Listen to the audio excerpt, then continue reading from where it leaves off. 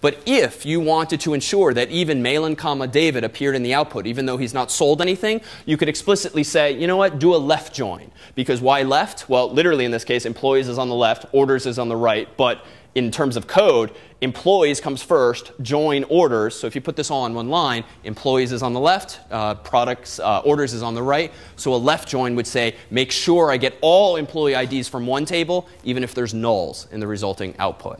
And sometimes you do care about this if you don't want to lose track of people or data. Yeah?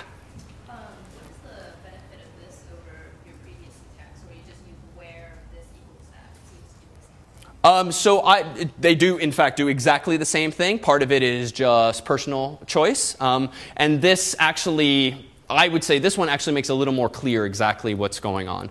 But to each his own.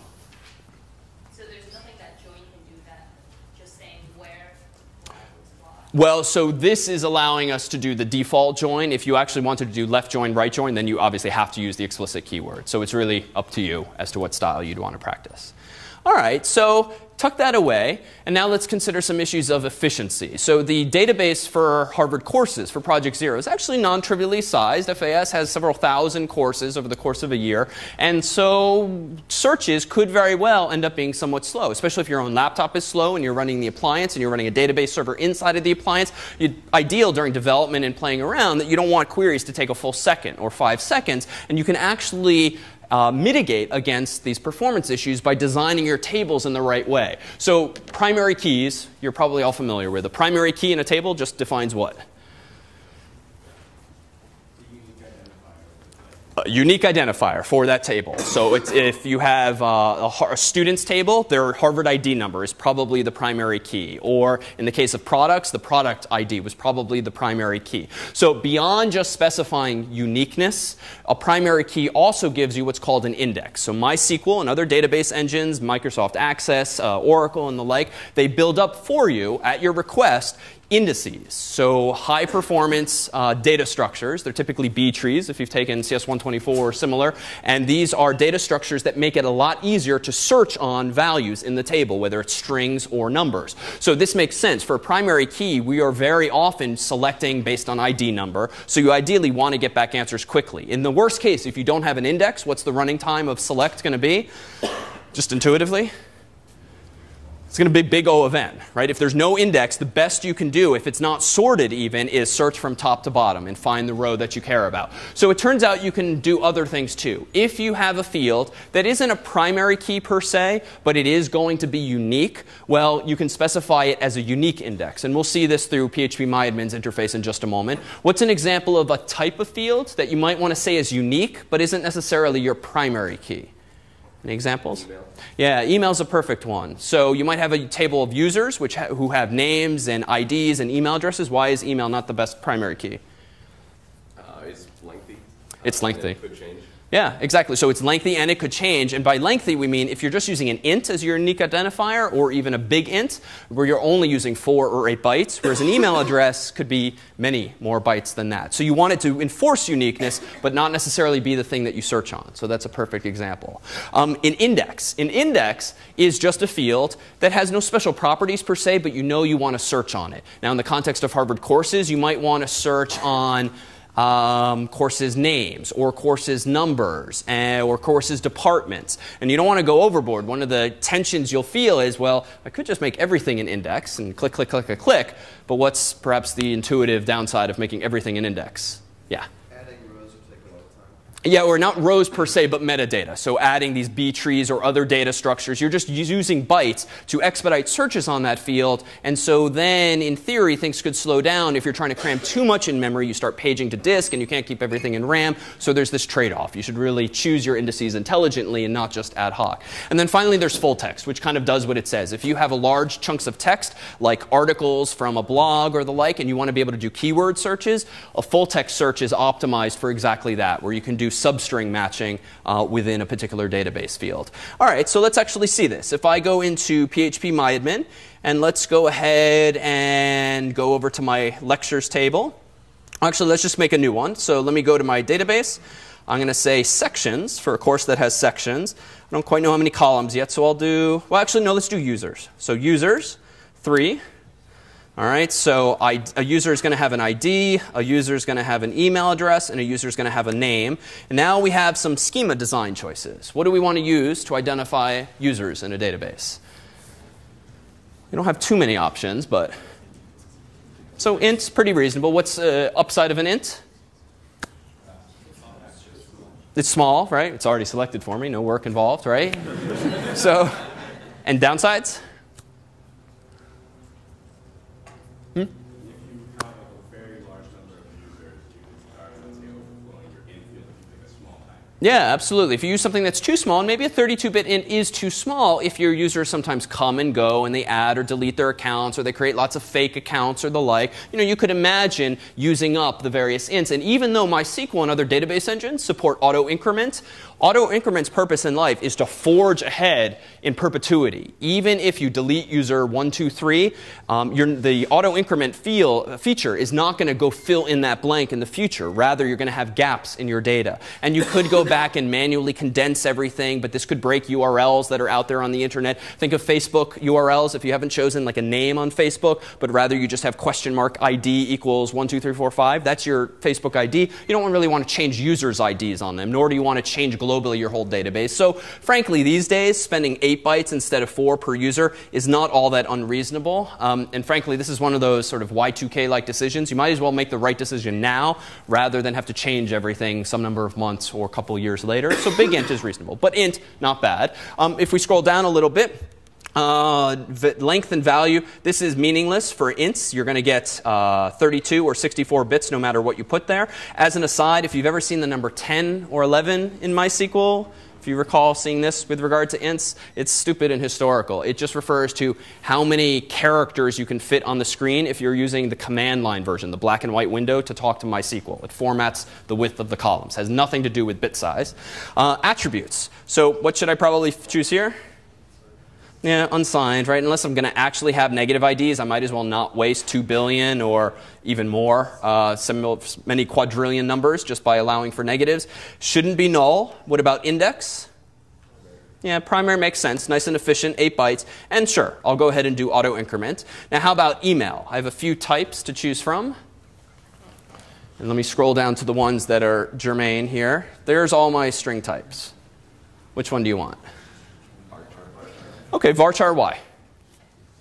Okay. The variable length. Okay, so it's variable length. All right, so how long is an email address? 50 characters at most. 50? Okay. So this is where you kind of should pause, right? Like, could be, but you could have crazy long email addresses. And if you don't check for those things when users register, you could end up with unanticipated consequences. What to choose? Frankly, erring on the side of too much is probably best. And frankly, I had a sort of anal habit, tend to choose multiples of 2, but 50 is fine as well.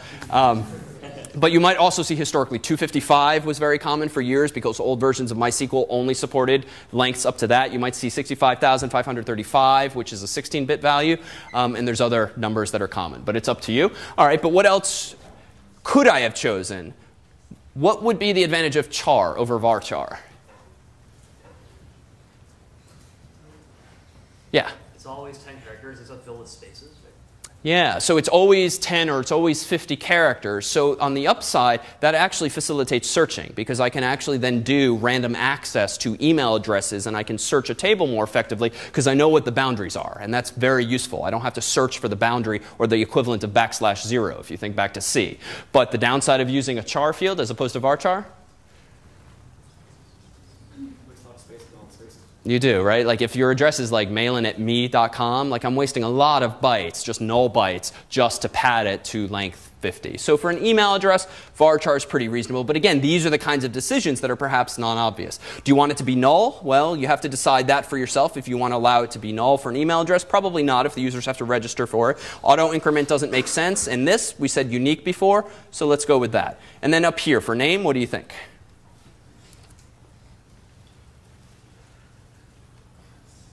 It's kind of in the same bucket as name, right? Like, I don't know. Like, let's just err on this. 128 is probably fine, give or take.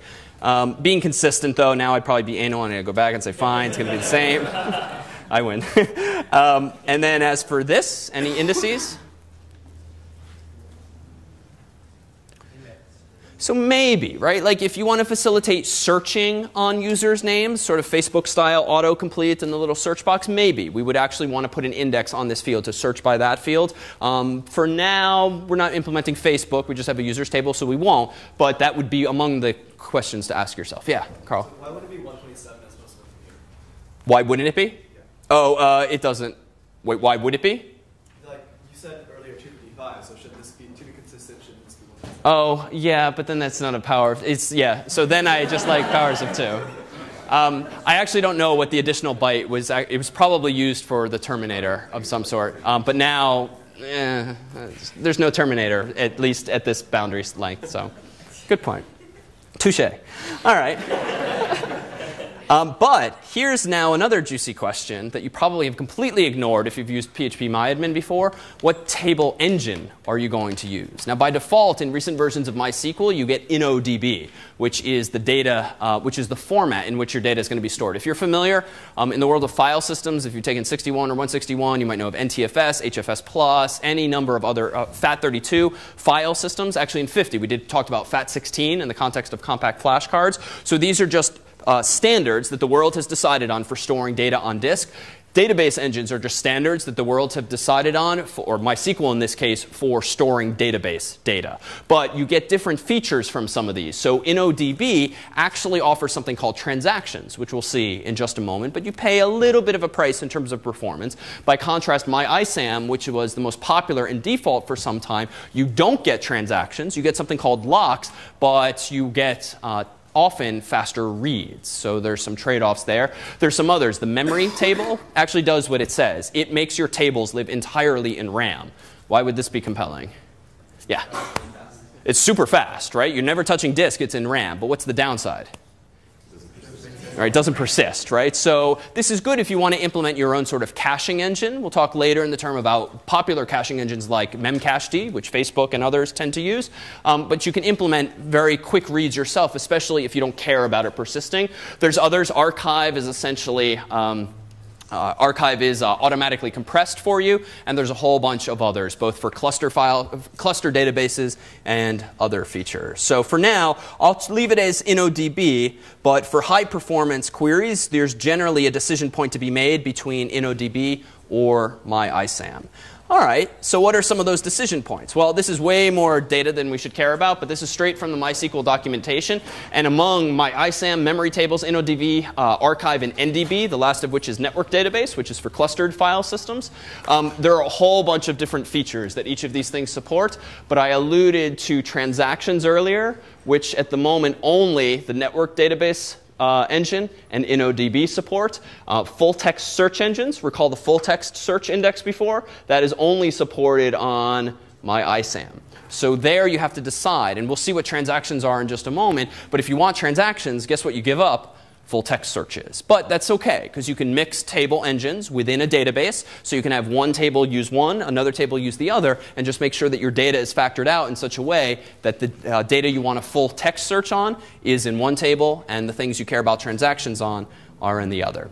So when I took CS161, Margot Seltzer was teaching it at the time, and she told this story that I've always remembered since about problems that can arise in dorm rooms with refrigerators. And the simple story goes, suppose that you come home after class one day and you really want some milk. And so you go to your little dorm fridge, you open the door, you see, damn, we're out of milk. So you close the door, you leave your dorm room, you go across the street to CVS and get in line to buy some milk. Meanwhile, your roommate comes home and he or she opens the fridge, wants some milk, damn, there's no milk, closes the fridge, walks out, goes across the street to some other store or the other CVS and gets in line to buy some milk. You come home, put milk in the fridge. He or she comes home and, damn, now we have bought way too much milk, right? Because neither of us really likes milk in the first place, but that was the way Margot told the story. So what is the problem here? Well, you have access to this shared resource. but you looked at the state of the world, then you made some action based on it, and then you updated the state of the world, but simultaneously someone else, your roommate in this case, might very well have been doing the exact same thing, synchronously, in parallel. And you know that computers today are often multi-threaded, which means even if they have one CPU, they create the illusion of parallelism, multiple things happening at once. But really, if you have two threads doing something in a computer, this guy might do a couple operations, take a few CPU cycles, then this guy might go, then this guy, then this guy. So even though to the human it looks like they're operating at the same speed and at the same time, really their operations could be intermingled, much like my actions of opening the fridge, walking to the store, might overlap with